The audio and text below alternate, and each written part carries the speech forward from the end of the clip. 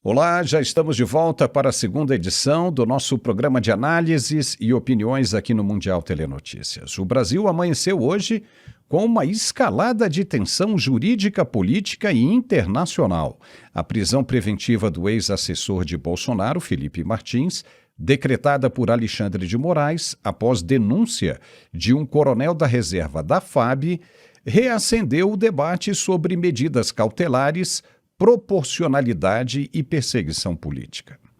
Ao mesmo tempo, um senador dos Estados Unidos cobrou publicamente o STF, acusando Moraes, de novo, de violar liberdades fundamentais e responsabilizando-o por eventuais consequências à saúde de Jair Bolsonaro, que teve novamente negada a prisão domiciliar.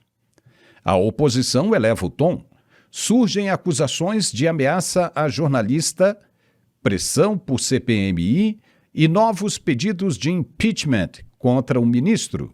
E no cenário internacional, o Irã entra no 6º dia de protestos violentos contra o regime dos ayatolás, com mortes, repressão e alertas de intervenção dos Estados Unidos. O bicho está pegando por lá também.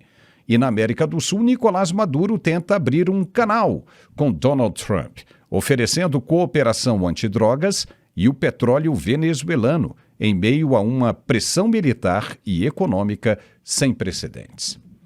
É um noticiário pesado, tenso, e que mostra como poder, justiça e geopolítica se cruzam de forma cada vez mais explosiva. Acompanhem com a gente. Vamos lá, então. O ex-assessor de Bolsonaro, Felipe Martins, teve prisão preventiva decretada por Alexandre de Moraes nesta sexta-feira e foi detido pela Polícia Federal em Ponta Grossa, lá no Paraná. O estopim foi uma denúncia do coronel da reserva da Aeronáutica, Ricardo Wagner Roquette, que enviou um e-mail ao gabinete do ministro no dia 29 de dezembro, dedurando o acesso ao perfil dele no LinkedIn pela conta de Martins.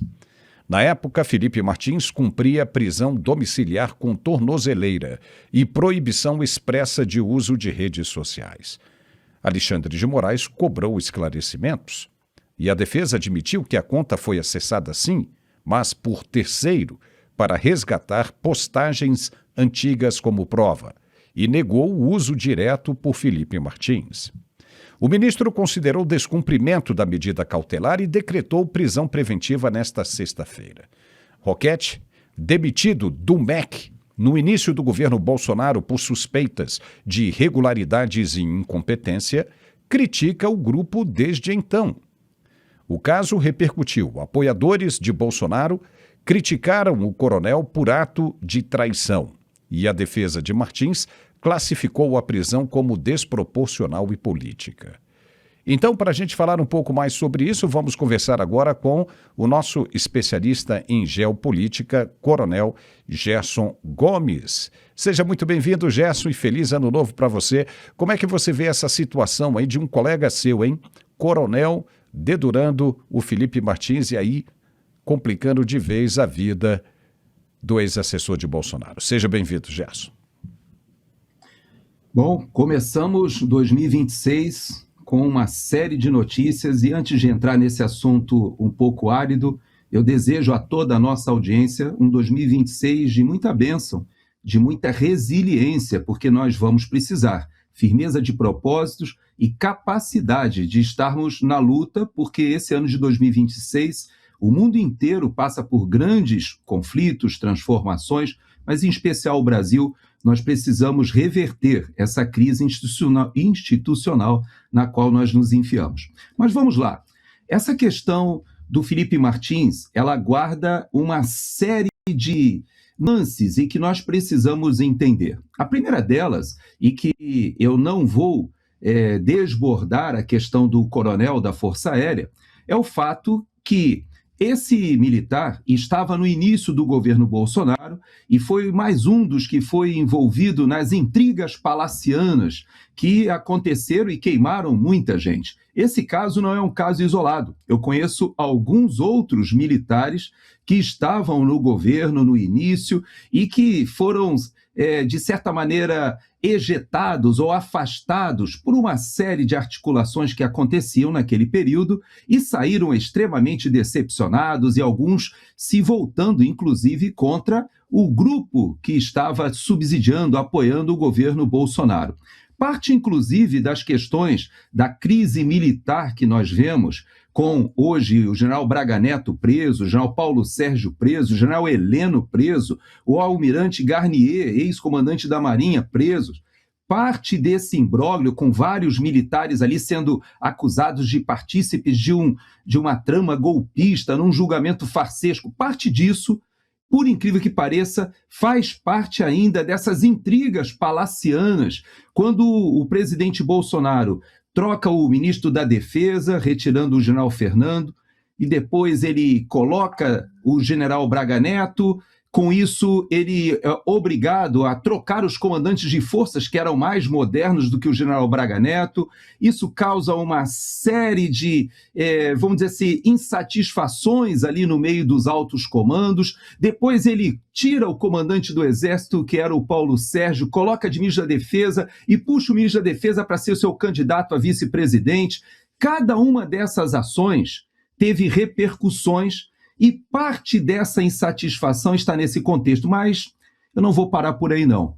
Veja que essa atitude do coronel, ela tem duas faces dessa moeda que eu queria ressaltar. A primeira das faces, é a atitude do ministro Alexandre de Moraes, que aparentemente lá em Dubai, há várias imagens, né, que estão atribuindo a presença dele lá, coincidentemente, o mesmo destino do Vorcaro, que dizia que estaria em Dubai exatamente nessa época para negociações aí do banco. Coincidentemente, essas imagens mostram o ministro com a sua esposa, a advogada. Talvez ela esteja lá fazendo alguma tratativa, algum negócio para o Banco Master, não sabemos, mas o fato é que de lá, aparentemente, ou de algum outro local fora do país, ele despachou com celeridade a prisão do Felipe Martins, mas ele fez questão de deixar público o motivo. E mais ainda, ele colocou o e-mail do coronel,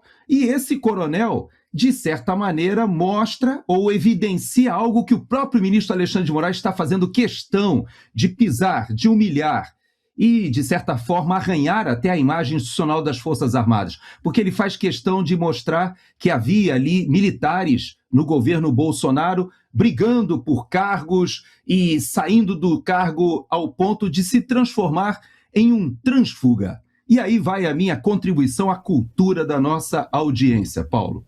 Eu coloquei no meu X, está lá na minha timeline em destaque, um texto do coronel Kaufmann, um coronel aviador, piloto de caça, no qual ele chama esse companheiro da Força Aérea de trânsfuga. E sabe o que é um trânsfuga? Para você que não lembra, eu vou ler aqui do dicionário: soldado ou militar que, em tempo de guerra, deserta das fileiras do exército de seu país e passa a servir no exército inimigo. É um desertor. Também é utilizado no meio político quando você troca de partido político, você está afiliado a um, vai para um outro completamente diferente da ideologia, também é considerado um trânsfuga. Então, este coronel trânsfuga foi colocado na fogueira propositalmente. Sabe por quê, Paulo? Porque numa falha que, na minha avaliação, é uma falha até de caráter, ele pediu o anonimato, Paulo. Ele faz a denúncia e chega para o Alexandre de Moraes e fala assim: olha, eu acho que pode ter acontecido uma violação aí, olha, esse Felipe Martins, que era ligado ao Olavo de Carvalho, e o grupo do Olavo de Carvalho foi o grupo que me tirou do Ministério da Educação. Se você acompanhar os e-mails do Olavo de Carvalho na época, a Ana Paula, ela publicou, Ana Paula do vôlei, que trabalha lá na Oeste Sem Filtro, ela publicou uma série de e-mails do Olavo de Carvalho denunciando este coronel, que à época estava no Ministério da Educação e queria colocar uma ala de pessoas ligadas à sua linha, à sua visão de mundo. Então eu digo para você o seguinte, Paulo: Quando ele age dessa forma, colocando em risco a liberdade do Felipe, sabendo todas as injustiças que o Felipe já está sofrendo, por causa de uma intriga lá atrás que ele teve no Ministério, quando ele estava no governo Bolsonaro, isso para mim denota que esse militar, ele já esqueceu, talvez porque ficou muito tempo na reserva, vários dos nossos valores. Mas eu quero fechar esse meu comentário te dizendo algo, atualizando até, porque eu já te falei sobre isso, mas eu tenho números atualizados. Paulo, você sabe quantos pilotos da Força Aérea pediram demissão em 2025? 71. 71 oficiais aviadores pediram demissão em 2025. Um tenente-coronel, 5 majores, 36 capitães e 29 primeiro-tenentes. São milhões jogados fora, além de comprometer a operacionalidade da Força Aérea, porque a formação de um piloto desses, e principalmente os pilotos de caça, é algo que vai à cifra de dezenas de milhões. E você tem esses oficiais. Claro que existem vários fatores para esse desestímulo, né, com a carreira. Existe a questão da aviação civil, que está pagando muito, chamando, etc. Mas para a nossa audiência entender, quando um oficial, um capitão, com centenas, milhares de horas de voo, ele pede demissão da Força Aérea, ele está jogando fora todo o dinheiro do pagador de impostos, é verdade, mas não somente isso. Ele sai sem receber nada. É porque há um desestímulo muito grande. E eu posso te afiançar que a situação política do país contribui e tem um peso nessa decisão, Paulo. Tudo isso uma vergonha. E começou a circular novamente um vídeo, né, de uma reportagem que foi ao ar em 1996, mostrando todo o ideal da esquerda e daqueles revolucionários que hoje estão no poder. Está aí para todo mundo ver. Quem chegar no X ali vai encontrar esse vídeo que é extremamente vergonhoso e o objetivo era esse. É acabar com as Forças Armadas, porque você acabando com as Forças Armadas, você controlando as outras forças internas, como fez Benito Mussolini, que nós chegamos a conversar sobre isso hoje na primeira edição do programa. Benito Mussolini fez isso em 1925, ele sufocou os partidos de oposição, ele fortaleceu o seu partido, o fascista, né, ou seja, era o partido do governo, censurou a imprensa, criou a polícia dele e perseguiu os opositores do governo. Então, tudo isso faz parte de um plano que está sendo colocado em prática. Você lembra que o próprio atual presidente disse certa vez que levaria 30, 40 anos para que eles pudessem consolidar o plano de governo deles. Essa previsão está acontecendo agora, justamente quando se cumpre 30, 40 anos, né, de quando ele falou aquilo ali. Mas, Gerson, olha, indo em frente, que a gente ainda tem muita coisa para dizer, o senador americano Shane David Jett, que é republicano do estado de Oklahoma, divulgou nova carta aberta enviada ao ministro Alexandre de Moraes e copiada aos demais ministros do STF, reiterando o pedido de revisão imediata da decisão que negou prisão domiciliar humanitária ao ex-presidente Bolsonaro. O texto assinado por Jett invoca princípios de liberdade individual das constituições brasileira e americana e acusa perseguição política seletiva, alerta para o risco à vida de Bolsonaro, idade avançada e complicações pós-operatórias, e responsabiliza pessoalmente o ministro Moraes por eventuais consequências graves, incluindo homicídio culposo. Uau! Nesta quinta-feira, 1º de janeiro, Moraes negou um novo pedido da defesa após alta hospitalar de Bolsonaro, argumentando a ausência de fatos novos, melhora clínica, possibilidade de tratamento na Polícia Federal e risco de fuga. Bolsonaro já retornou à carceragem da PF em Brasília. E o senador Shane David Jett, aliado de Bolsonaro e crítico recorrente de Moraes, já enviou inclusive cartas anteriores sobre passaporte e sanções, usa a conta dele no X em português para divulgar posições conservadoras sobre o Brasil. Querendo ou não, né, Gerson, começa novamente a pressão em cima do Supremo e especificamente em cima do ministro relator. Porque se você analisa direitinho, o ex-presidente Collor tem mais de 70 anos, está com a saúde muito melhor que a de Bolsonaro, por alegações de apneia do sono e depressão, foi concedido, inclusive pelo mesmo ministro, prisão domiciliar, onde ele está numa cobertura em Maceió de 600 metros quadrados de frente para o mar. Agora, Bolsonaro, operado tantas vezes, né, mais de 10 cirurgias, crise de soluço, agora também tem apneia do sono e depressão, esse não. Esse a Polícia Federal tem que cuidar dele, lá dentro. Uma atribuição que não é da Polícia Federal. A Polícia Federal não é um hospital, não é nem sequer um hospital de campanha, né, daqueles que você monta em época de guerra, você é militar, sabe disso? Então, como é que a Polícia Federal vai cuidar de um preso que está em estado moribundo, praticamente? Não tem como, fica difícil. E aí o senador Shane aumenta agora um pouco a pressão sobre o Supremo e o ministro relator. Como é que você vê isso? Bom, vamos lá.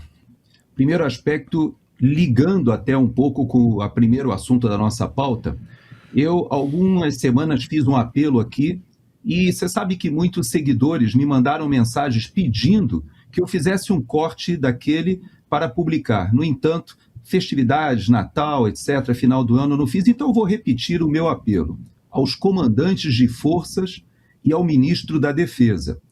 O Estatuto dos Militares, ele é claro, e realmente o presidente Bolsonaro, que é um capitão da reserva, que passou a reserva quando foi eleito vereador no Rio de Janeiro, depois fez a sua carreira política, ele passou para a reserva já com estabilidade na carreira militar. O que significa isso? É que ele foi para a reserva remunerada, ele recebe do Exército parte dos seus proventos. Então, ele não é um oficial da reserva simples.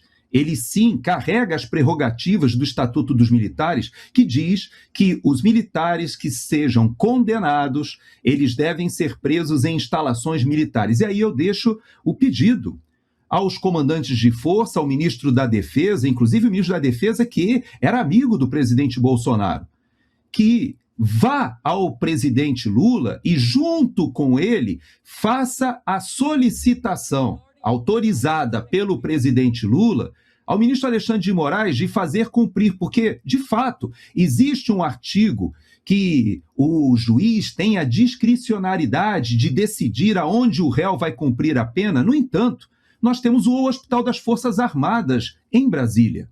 Nós temos, inclusive, hospitais da Marinha, tem instalações médicas do Exército, mas o próprio Hospital das Forças Armadas, ele tem capacidade de receber o presidente Bolsonaro nessa fase pós-operatória, até de um tratamento mais delicado, mais necessário, com toda a segurança de uma instalação militar. Inclusive, pode-se colocar a Polícia do Exército, pode-se colocar as unidades de polícia das Forças Armadas para prover a segurança e tirando, inclusive, esse encargo da Polícia Federal, que, a bem da verdade, tem muita coisa para fazer nesse nosso país, em meio à CPMI dos Correios, a CPMI que está acontecendo agora do INSS, o que está acontecendo das falcatruas do Banco Master agora com uma nova solicitação de CPMI, das investigações que estão ocorrendo com o ministro André Mendonça. Tudo o que está acontecendo no país, nós sabemos que o ministro Alexandre de Moraes, ainda que esteja viajando, ele está sob fogos, inclusive acusado, embora o PGR não tenha visto indício de crime ou indício de qualquer necessidade de investigação, é cabal, é uma coisa que toda a população brasileira sabe que ele não deveria sequer ainda estar à frente desse julgamento farsesco como relator e tomando providências como essa da prisão do Felipe Martins ou da negação da prisão domiciliar ou até a manutenção no hospital do presidente Bolsonaro. Isso é uma tortura, é uma perseguição política, sai da cabeça de alguém que é comparado até a um psicopata. Houve um artigo que foi escrito também no X, muito interessante, e que eu não tive a oportunidade de comentar na semana passada, mas o que o Saxida, ele fez a gentileza, né, de reproduzir na timeline dele, e que eu sugiro que vocês possam olhar. E nesse artigo eu achei muito interessante, porque ele diz o seguinte, faz uma comparação com o Adélio Bispo, e diz o seguinte, que o Adélio Bispo tentou realmente retirar o líder, esse líder outsider, aquele que entrou na disputa quando não deveria, a areia no sistema, ali em 2018. E agora, parece que não utilizando uma faca, mas utilizando uma caneta, o atual ministro, talvez levado por um revanchismo, por uma raiva, por uma ira, por uma vingança, ele está direcionando os seus fogos e colocando em risco a vida do presidente Bolsonaro, sim, como falou esse parlamentar aqui dos Estados Unidos. O mundo começa a perceber que o que acontece no Brasil vai muito além até do que disputa política. E nós já temos o ministro Alexandre de Moraes, alguém que, na minha avaliação, deveria ser afastado e os seus atos travestidos de jurídicos, mas que são eminentemente políticos, completamente anulados, Paulo. Pois é, de novo, isso só depende, né, do ponto de vista de quem interpreta, né, a situação. Quando você repercute essa situação ou essas situações junto aos outros ministros do Supremo, né, você vê o Flávio Dino, o próprio o Zanin, todos eles o próprio Gonê acabam dando vazão, dando razão às atitudes do ministro, né? Porque eles interpretam, se usam a lei para interpretar, né, o errado, né, do lado errado, olhando para o lado errado. E aí dizem que a população não entende nada de direito, que eles são, né, os deuses do direito e que eles sabem e que ninguém sabe. O Brasil está cheio de gente que sabe muito mais de direito do que eles mesmos. E o pessoal está apontando os problemas e as irregularidades. Então não vem com essa de dizer que a gente não entende, porque entende sim, entende muito. E vou dizer mais uma coisa, viu, Gerson? O deputado Carlos Jordi, do PL do Rio de Janeiro, afirmou nesta sexta-feira que o ministro Alexandre de Moraes fez uma ameaça escrita de próprio punho à jornalista Malu Gaspar, do jornal O Globo. Não se sabe ainda se isso é verdade mesmo, mas o deputado divulgou essa informação que é gravíssima. A declaração surge no contexto das reportagens de Malu Gaspar sobre supostas intervenções de Moraes junto ao presidente do Banco Central, Gabriel Galípolo, em favor do Banco Master, cujo escritório da esposa do ministro tem contrato milionário. Moraes negou pressão e emitiu nota oficial contestando as reportagens. Mas começou a circular nas redes uma suposta carta aberta com ameaças de processos por calúnia e difamação endereçada à jornalista. Esse texto foi desmentido como boato por sites de checagem, sem confirmação de envio ou recebimento pela própria jornalista ou pelo STF. Mas Carlos Jordi, líder da oposição e ativo na defesa de pedidos de impeachment contra Moraes, disse que é verdadeira. E ele, que está liderando também essa CPMI do Master, usa o caso agora para amplificar ainda mais as críticas ao ministro. Se isso aconteceu, Gerson Gomes, fica difícil, né? Aí a jornalista, ela mesma, que sempre defendeu os atos no passado da esquerda, do TSE, do STF, está sentindo agora o peso da ameaça e da censura. Ou seja, o chicote está mudando de lado, né? Pois é, Paulo, nós temos falado sobre isso já há algum tempo, sobre essa nossa desconfiança. Não vou nem dizer perplexidade, mas ao menos um certo ceticismo prudente quando a gente observa pessoas como a Malu, não somente ela, outros jornalistas agora do Sistema Globo, por exemplo, e de outras emissoras do mainstream jornalístico se juntando para, surpreendentemente, verificarem algo que nós já estamos falando há bastante tempo, em que há, de fato, na pessoa do ministro Alexandre de Moraes, um violador de direitos humanos, alguém que avança sobre a Constituição, que rasga a Constituição por diversas vezes, que promove a censura, que é vedada, inclusive numa cláusula pétrea da nossa Constituição, que mais do que isso, já vem há muitos anos utilizando um instrumento ardilosamente de perseguição política para uma caça realmente às bruxas, como falou o próprio presidente Trump, se referindo a esse processo no Brasil, mas que o que me chamou a atenção, eu vou te dizer, não é nem tanto essa possível vingança dele contra a jornalista ou contra os jornalistas. Veja que, na verdade, eu até acho muito difícil que o ministro Alexandre de Moraes queira comprar essa briga, porque não é somente o jornalismo que, de repente, se despertou para as arbitrariedades. Veja que houve uma entrevista vazada do Cacai, aquele advogado ligado à esquerda, ligado ao PT, que frequenta o Supremo Tribunal Federal, de bermuda até, ali vai fora do expediente para resolver questões.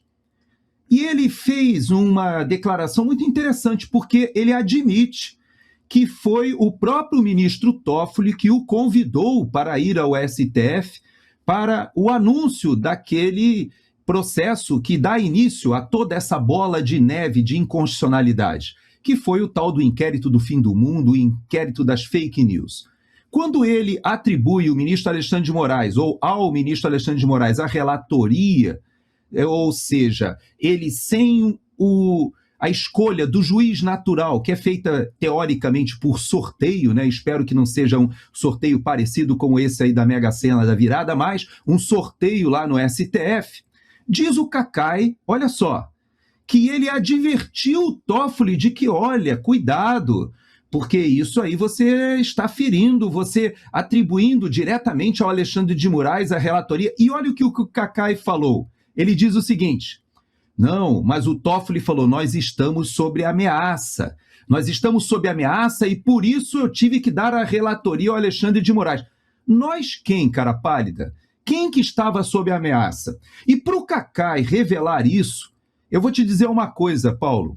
O Cacai, ele é uma voz, assim como essa jornalista e outros tantos jornalistas, são vozes do sistema e, em especial, do governo Lula, que paga, e o Cacai é um conhecido ativista desses grupos de esquerda. Se ele está fazendo esse tipo de recado ao Toffoli agora, aquele Toffoli que apareceu com a cara toda arranhada, todo arrebentado, dizendo que foi um acidente doméstico, esse mesmo Toffoli agora recebe um recado do Cacai contando bastidores da época em que ele atribui a Alexandre de Moraes uma relatoria que foi o início.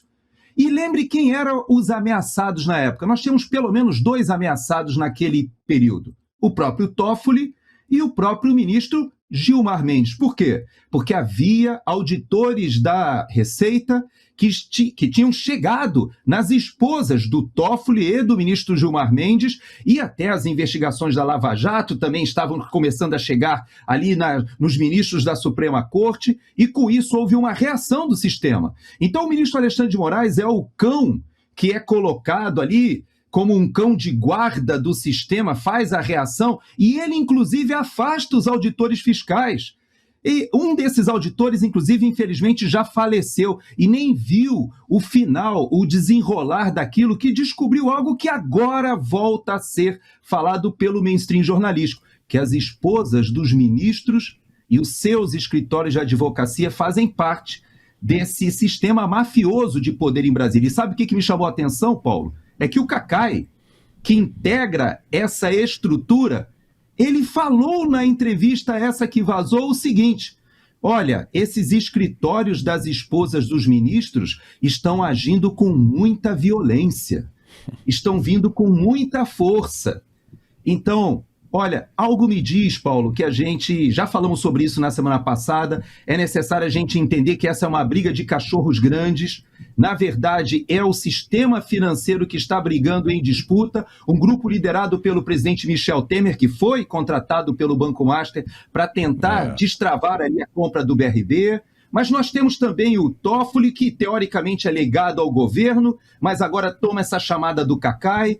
Então eu digo para você, nessa briga, talvez esteja a luz no fim do túnel para o país. Porque a crise institucional que nós estamos enfiados, e estamos cada vez mais submetidos às consequências dessa crise, ela não tem uma solução negociada no campo político muito fácil, não. Mas talvez a CPMI do Banco Master e principalmente esse atrito entre os grupos que se uniram para derrubar Bolsonaro, porque esses grupos não eram aliados, eles eram competidores do sistema financeiro. E agora eles estão em dois grupos bem definidos. Um do lado de Lula e do governo do PT. Outro do lado de Temer e daqueles que traíram na época do impeachment da Dilma Rousseff, que se juntaram episodicamente para derrubar Bolsonaro, mas parece que agora estão em ruptura. E no nosso caso, eu digo para você com toda sinceridade, nessa disputa eu torço pela disputa, Paulo.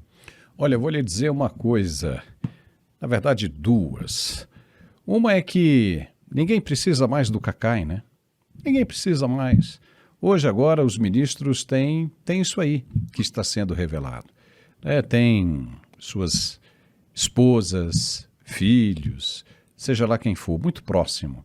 Então não precisa mais de advogados ali. O ministro Gilmar Mendes não precisa mais ficar bebendo água, tremendo com a mão e chorando, elogiando determinado advogado. Ninguém precisa mais disso. Essa é uma coisa. E a segunda coisa é o seguinte, não há como esse escândalo do Banco Master terminar em pizza. Não há. Para você ter uma ideia, é até possível o caso do INSS ficar vago do que esse caso do Banco Master terminar em pizza. Eles podem até encontrar aí um João Ninguém para jogar a culpa, um boi de piranha, mas vai ficar difícil, né? Porque existem informações circulando por Brasília de que imagens de gente importante, de autoridades, muitas delas e dessas autoridades que nós estamos falando aqui, estão ali no telefone apreendido do Daniel Vorcaro, fazendo coisas assim, do arco da velha. Então, isso vai ficar ruim demais. Não há como... Você vai ter que comprar muita gente, né, Gerson? Vai ter que comprar muita gente para esconder isso aí. E uma hora isso vai vazar, isso vai explodir, e o Congresso já tem agora o número mínimo necessário para a instauração de uma CPMI do Banco Master. Resta saber quem será o presidente e o relator, para que não aconteça o que aconteceu na CPMI do dia 8 de janeiro. Se isso acontecer, todos nós saberemos agora, no ano eleitoral, quem está envolvido e quem não está. Por exemplo, aqueles que não querem a CPMI do Banco Master é porque, com toda certeza, tem o rabo preso ali. Tem alguém ali devendo, aquele que não quiser assinar. E, de acordo com Carlos Jordi, ninguém do PT assinou o pedido de assinatura, né? Ou seja, o pedido de instauração da CPMI. E aí nós vamos ver o relator e o presidente. Se eles não agirem como o relator e o presidente do INSS, da CPMI do INSS, Carlos Viana e Alfredo Gaspar, se não agirem como eles estão agindo, pode ter certeza que tem o dedo lá dentro dessa bagunça. O nome pode estar envolvido na lista do Epstein brasileiro Daniel Vorcaro. Vamos torcer, vamos ver como é que isso vai andar. Vamos andar também, Gerson, porque a gente tem agora o Internacional para a gente falar, que também está bem interessante. Nesta sexta-feira, dia 2 de janeiro, os protestos no Irã entraram no 6º dia consecutivo. os maiores desde o movimento Mulher, Vida, Liberdade, de 2022. Começaram no dia 28 de dezembro com greves de comerciantes no Grande Bazar de Teherã, contra a desvalorização recorde do real, até 1,45 milhão por dólar, por um simples dólar, e inflação acima de 42%. Rapidamente viraram revolta política contra o líder supremo Ali Khamenei, com slogans fortes contra o Ayatollah, e apoio ao príncipe Reza Pahlavi. Os atos se espalharam para dezenas de cidades, incluindo Teherã, a capital, e até áreas rurais. Protestos noturnos, enterros de vítimas virando novos atos, ataques a prédios governamentais e veículos policiais. Forças de segurança começaram com uma repressão brutal. Usam gás lacrimogênio, tiros reais e prisões em massa, com internet restringida também.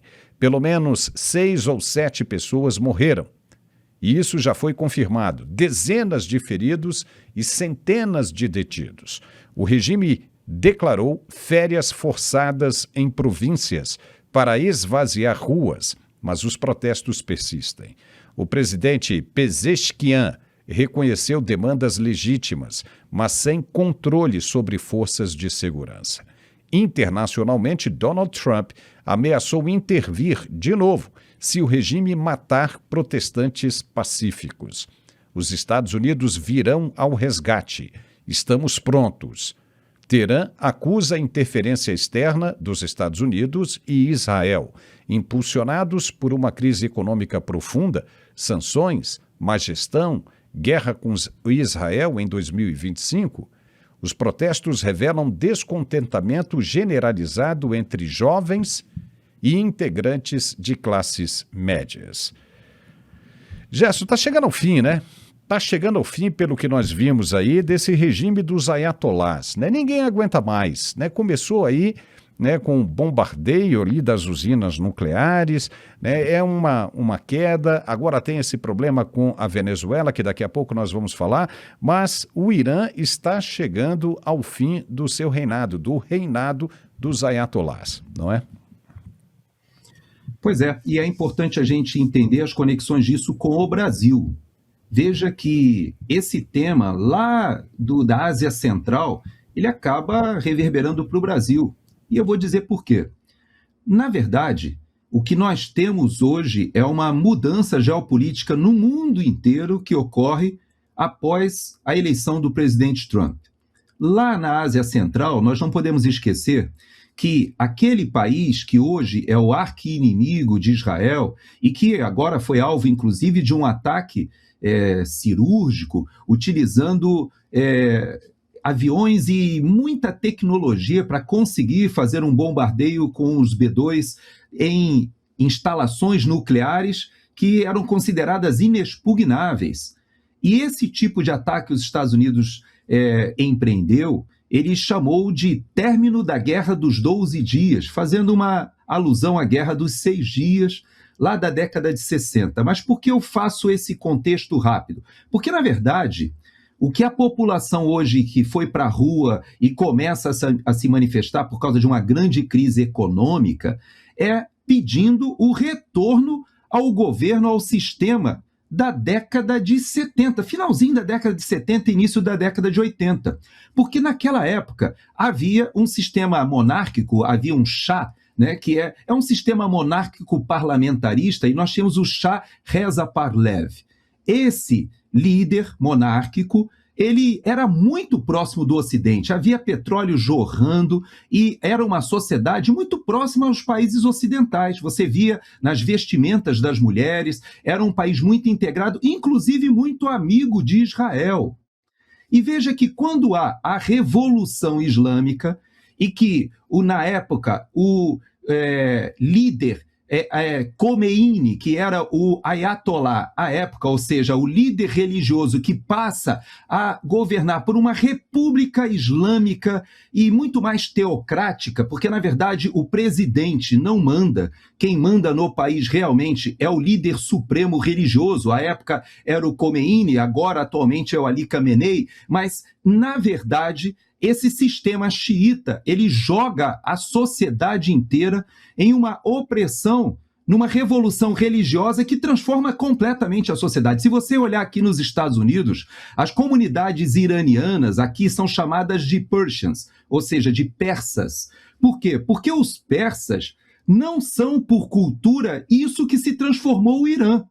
O Irã, na verdade, hoje, acabou se transformando num grupo liderado por radicais xiitas que estão justamente em luta e em briga contra os radicais sunitas e grupos liderados ali no próprio Golfo Pérsico pela Arábia Saudita. Se você olhar os atentados terroristas no mundo nas últimas décadas, a quantidade de pessoas que morreram nos atentados terroristas, você vai observar que a maioria deles foi entre sunitas e xiitas. As grandes lutas que aconteceram na Síria, que vitimaram milhões de pessoas que foram obrigadas não somente a deixar suas casas, e aquelas que morreram em território sírio, ou o que aconteceu no Iêmen, são brigas entre sunitas e xiitas. Então, na verdade, o povo persa, que na origem era muito até amistoso com o povo de Israel, não podemos esquecer que os judeus lembram que quando eles foram levados para o cativeiro na Babilônia, depois houve o Império Medo-Persa que invadiu, os levou para a Pérsia da época, e Ciro o Grande, Dario e Ciro, foram aqueles que autorizaram a reconstrução de Israel, de Jerusalém, e inclusive a reconstrução do templo. Eles são muito agradecidos aos persas. No entanto, depois que nós tivemos todo aquele período em que nós tivemos o Império turco-otomano e ocupou toda aquela região que a gente vê hoje em dia dos Zãos, né? Azerbaijão, que inclusive é meio inimigo do Irã, Cazaquistão, Turcomenistão, todos aqueles Zãos ali que se transformaram em islâmicos. Houve uma transformação da sociedade muito grande, Paulo. E eu digo para você, hoje o Irã, a sociedade iraniana, ela é muito mais pró-Estados Unidos e até pró-Israel. Sabe uma coisa que eu chamo a atenção finalizando esse meu comentário? Você lembra que os ataques de Israel lá dentro da capital Teherã, eles conseguiram voar de Israel, passaram pela Síria, passaram pelo Iraque, destruíram as baterias antiaéreas iranianas e conseguiram atingir alvos dentro do Irã. Mas você reparou uma coisa? Não houve nenhuma vítima civil. Eles conseguiram colocar mísseis no quarto de um líder. Eles conseguiram acabar com a cúpula da Guarda Revolucionária. Atingiram líderes importantíssimos. Mas a população sabia que os israelenses diziam o seguinte, e fizeram um bom trabalho de operação psicológica, dizendo, nossa luta não é contra o povo iraniano.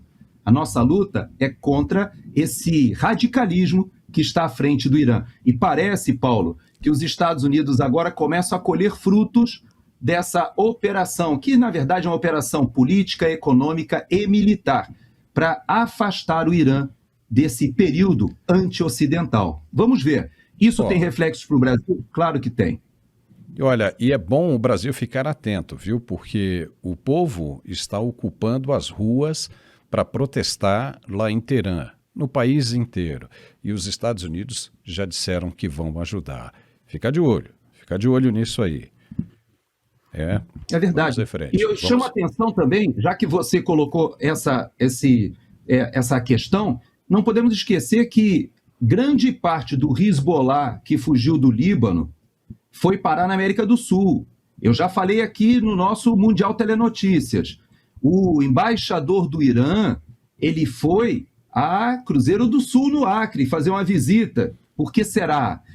Nós falamos aqui, os 2 navios iranianos de guerra que logo no início do governo Lula aportaram no Brasil, foi observado. E onde é que o nosso vice-presidente foi parar quando morreu o presidente do Irã na troca dos presidentes? No meio de líderes terroristas no Irã. Então, essa aproximação política do Brasil com o Irã começa a balançar também, porque se cai o governo, este governo dos ayatolás, e se restabelece o governo do filho do Shah Reza Pahlavi, que está no Egito no aquecimento, dizendo, ó, tô chegando.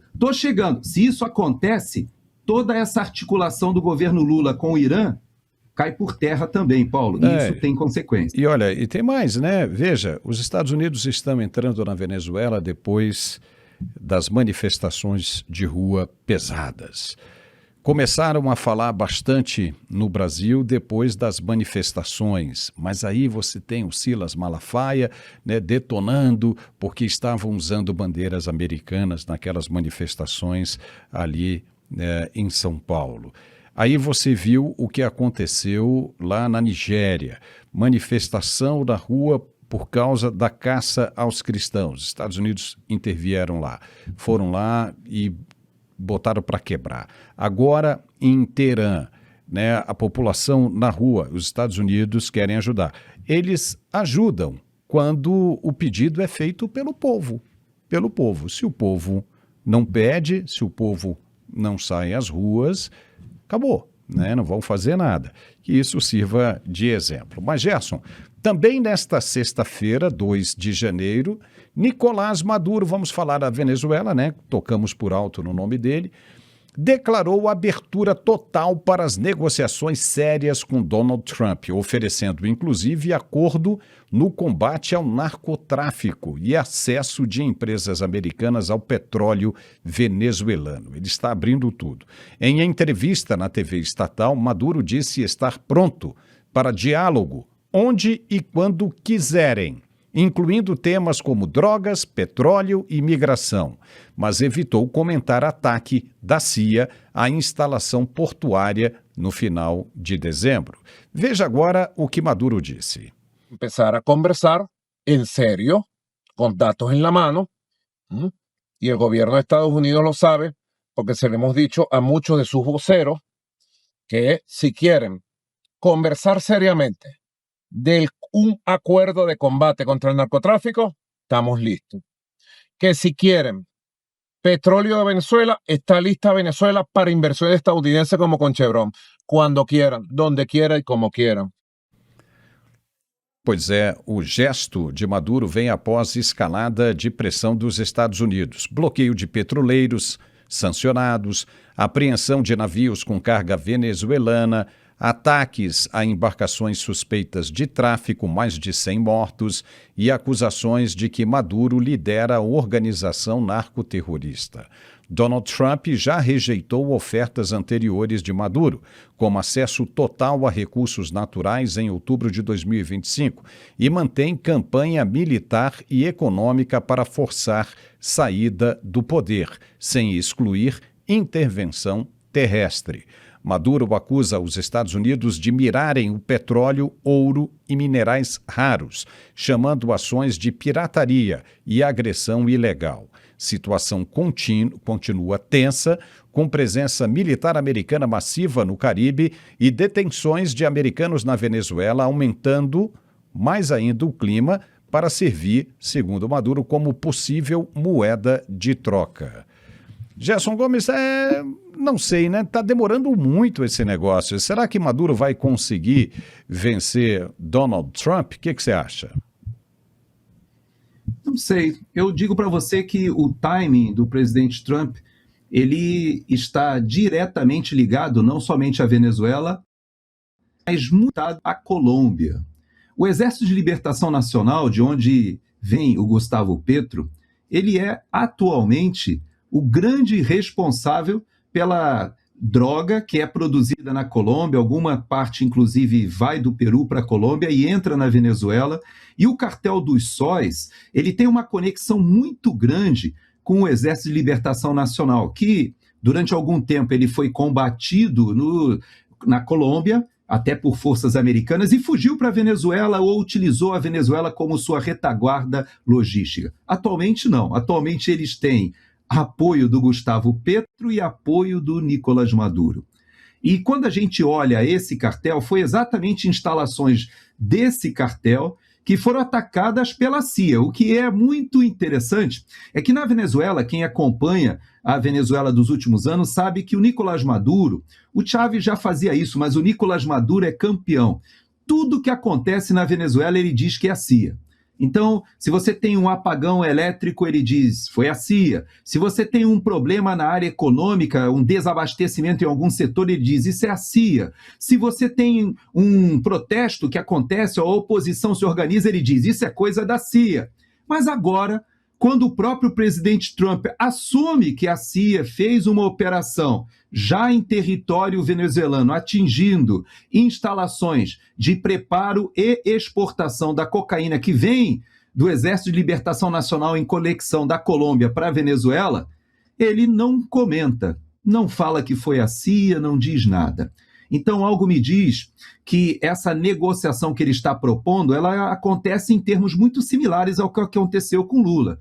Veja que Lula também falou que quer cooperar no combate ao narcotráfico e que também quer colocar ali a questão das terras raras e ofereceu o que podia para negociar. E agora o Nicolás Maduro faz o mesmo, colocando a questão do petróleo, colocando uma cooperação ao combate do narcotráfico, mas, na verdade, o que nós sabemos é que a Venezuela já tem um presidente eleito, já tem, inclusive, uma vice-presidente nomeada.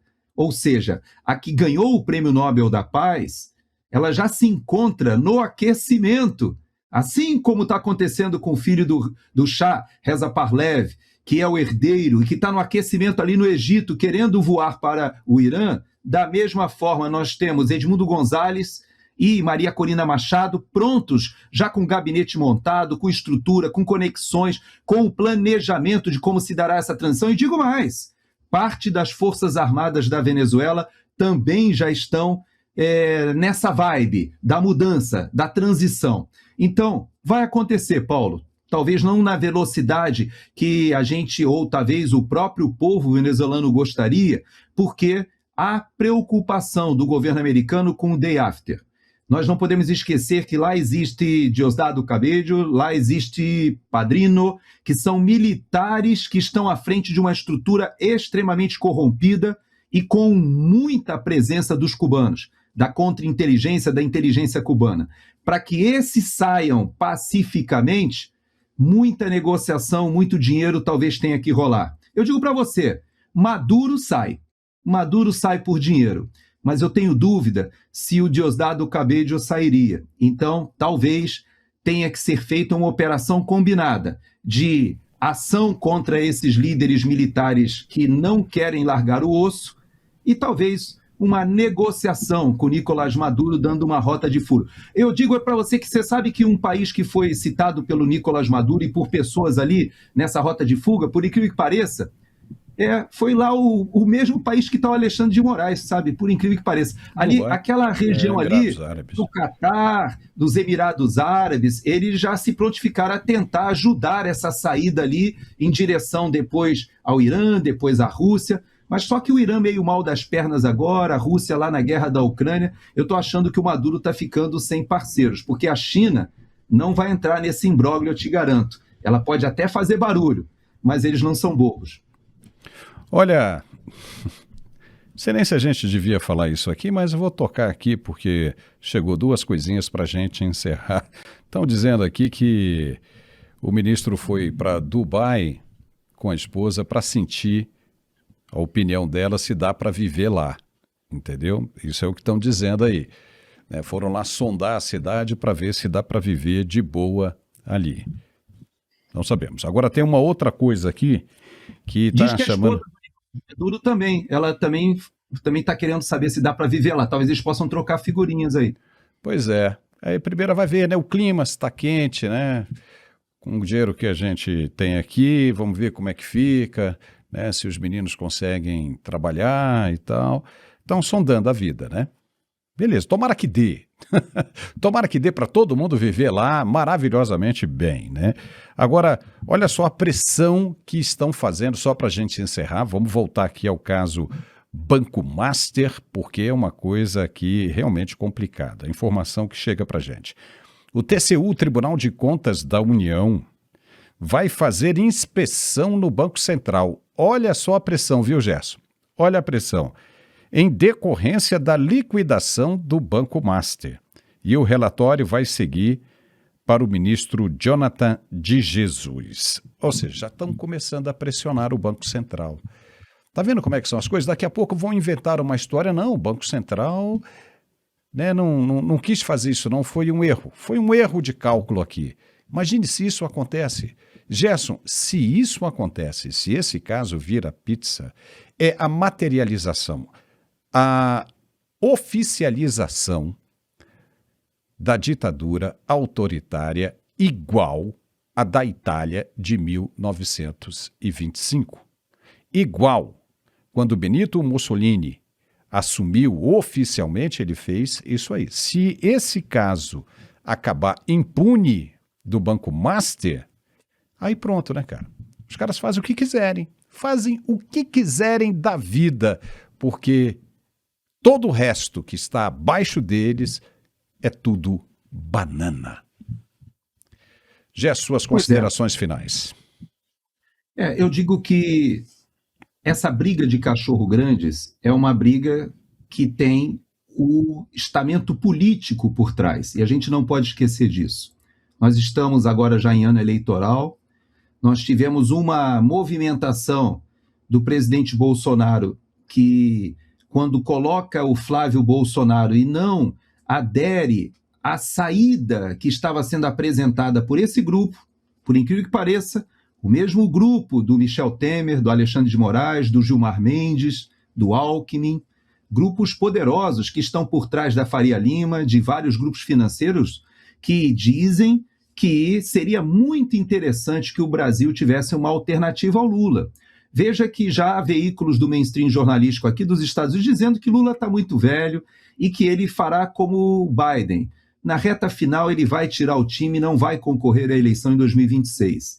Se até aqui fora já começa a haver uma pressão desses grupos financeiros grandes para uma saída que fosse uma saída consensual e na qual parece que o Tarcísio de Freitas seria a solução perfeita, porque contaria com o apoio do presidente Bolsonaro e, ao mesmo tempo, com o apoio de Kassab, da Faria Lima, daquele grupo de São Paulo que reedita aquele velho e conhecido Teatro das Tesouras. Mas o presidente Bolsonaro, ele toma uma decisão, como ele disse, colocando o seu próprio filho na frente do sacrifício, é uma posição arriscada.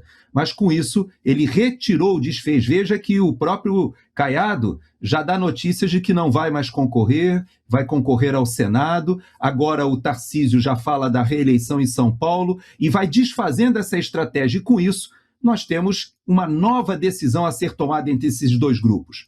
O grupo do Michel Temer, o grupo do Gilmar Mendes, do Alexandre de Moraes, ligado a uma parte do sistema financeiro, vai disputar agora com o grupo do sistema financeiro do Grupo Itaú e de tantos outros que sustentam o próprio governo Lula. E o que eles vão decidir? Se o Vorcari ele agiu como crime ou só foi somente um deslize contábil? O que eu creio que acontece nessa pressão que você está falando do TCU é tentar convencer o Banco Central a não colocar o Vorcari como criminoso e apenas como alguém que fez uma gestão temerária. E se fez uma gestão temerária, ele é solto, não precisa negociar delação premiada, o seu celular que está apreendido agora pode ser afastado, pode não ser utilizado, já que não haveria o inquérito, e todos ficam bem ali sem se exporem. O sistema está tentando se organizar, está tentando reagir. Eu só espero que Flávio Bolsonaro, o presidente Bolsonaro, a direita realmente entenda o jogo e comece a compreender que nessa briga de cachorro-grandes não tem nenhum inocente e não tem nenhum que está olhando os interesses do país. Muito pelo contrário. E que nós precisamos sair desse imbróglio, Paulo. Tá certo, Gerson Gomes, é muito bom esse bate-papo nosso, né? O primeiro programa, segunda edição de 2026, primeira de muitas, se Deus quiser. Muitíssimo obrigado aí pela sua participação e esclarecimentos. Vamos ficar de olho, né? Inclusive nesse fim de semana, o que acontecer de novo, se for muito drástico, se for muito urgente, a gente te aciona daí e a gente coloca aqui. Esse ano é um ano revelador, onde a verdade vai estar batendo, e eu concordo quando você disse que muito provavelmente o presidente Lula desista na reta final, porque o rombo está muito grande, são 10 trilhões de dívida pública, o país está quebrado, e se continuar desse jeito não vai restar nem pó até o final de 2026. Como é que vai entrar 2027 para lidar com essa situação? É melhor deixar com outro, para resolver. Mas se pensar assim, né, vamos até torcer para que seja eleito para ver, né, essa turma toda veja aonde vai parar o Brasil e acorda de vez. Porque tem gente que não acordou ainda, Gerson. Tem gente que não acordou, que acha que tudo isso é mentira. Aí quando acabar tudo, estourado tudo, um buraco violento, vão ficar falando o quê? Vai ficar que nem a Bahia? Passar 20 anos esperando o melhor que nunca chega? Não dá, né? Claro que eu estou brincando, não há como continuar, porque muita gente vai sofrer se houver uma continuidade. Precisa de alguém, de novo, que venha para tapar buracos, como foi feito com Jair Bolsonaro. Passou 4 anos tapando o buraco dessa gente. Gerson, muito obrigado, um excelente fim de semana, feliz ano novo para você também, viu? E até segunda-feira. Obrigado, Paulo. Até segunda, e já deixo uma pauta para a gente para segunda-feira. O 8 de janeiro se avizinha, e uma vez mais nós temos essa data que é vista pelo governo de uma forma e que por mim, por você e por tantos outros brasileiros é vista de outra forma. Fecho o meu comentário hoje com uma frasezinha que está no texto lá do Flávio Gordon, da Oeste, do adelismo judicial. Ele diz o seguinte, que esse momento do que está sendo feito com o presidente Bolsonaro, não mais a lâmina improvisada e empunhada por um fanático, mas a caneta empunhada por um extremista togado é que quer fazer o desfecho final do nosso presidente. Não vamos permitir. Às vezes uma caneta faz um estrago muito maior do que uma faca, uma lâmina extremamente amolada. Tchau, Gerson. Obrigado. Valeu. Forte abraço. E a gente fica por aqui com esta edição. Muitíssimo obrigado pela companhia, obrigado pela preferência. E segunda-feira nós estamos de volta. Tenham todos um excelente fim de semana e feliz ano novo, né? Feliz 2026. Um beijão. Tchau.